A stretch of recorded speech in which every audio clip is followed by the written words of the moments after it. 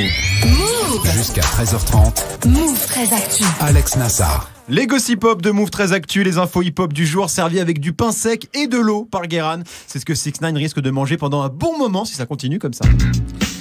Ça y est, je crois que la roue tourne vient de tourner pour 6ix9ine qui dimanche a dévoilé le track listing de son prochain projet, Dummy Boy. Oui. Et juste après, la police fédérale a décidé de l'arrêter.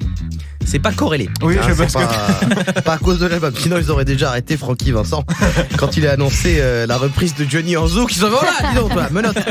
Non, 6ix9ine s'est fait serrer avec 4 membres de son staff.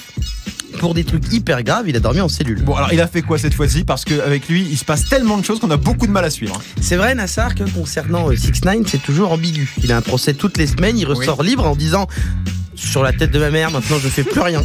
2 heures plus tard, il insulte des mères sur Instagram et il participe à une petite fusillade dans un resto de sushi ou une boîte de striptease. Sauf que là, c'est pas la maréchaussée classique qui l'a interpellé, c'est genre le FBI. Pas le FBI d'internet. Je parle de la... En fait, c'est la Homeland Security, comme dans la série Homeland. Ah ouais. Ceux qui traquent les islamistes. Non, c'est vrai. Ouais. Alors, 6ix9ine n'est pas islamiste. Parce que Daesh a dit non, merci, toi tu dégages. Trop relou.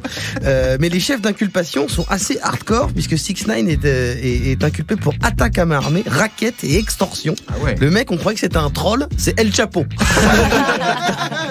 Non mais donc c'est très sérieux, ça remonte à quand toutes ces histoires? Alors, je vais pas résumer le casier judiciaire de 6ix9ine, puisqu'on n'a pas 5 heures. Non, pas non, voilà. C'est les 7 tomes d'Harry Potter, son casier. Mais ça fait un moment que les fédéraux sont sur ses côtes.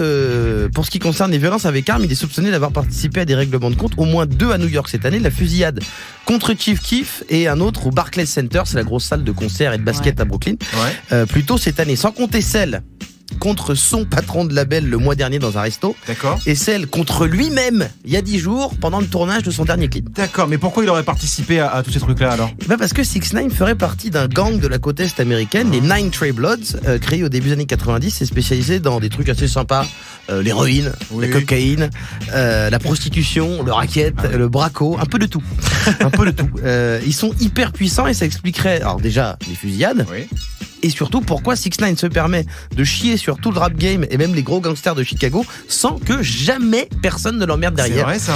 D'ailleurs, la plupart de son staff, ils font partie du gang, on le sait. Ça expliquerait pas mal de choses. Du coup, qu'est-ce qu'il risque là concrètement? Alors quand il s'agit de 6ix9ine, c'est jamais clair. Certains pensent que ça peut être un coup monté. Et qu'en fait, il ne risque rien. D'accord. On parle quand même d'un type qui a simulé sa mort 3 fois en 2018. Et en plus, son album sort vendredi, donc ça pourrait être un truc. Mais j'ai du mal à croire que la police fédérale américaine se soit spécialisée dans les arrestations en cam-cache. On fait des vannes, on fait des pranks maintenant sur YouTube.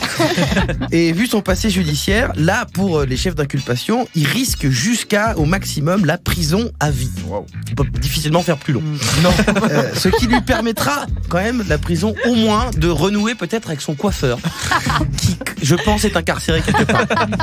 Merci beaucoup Guéran. Tu es connecté sur Move.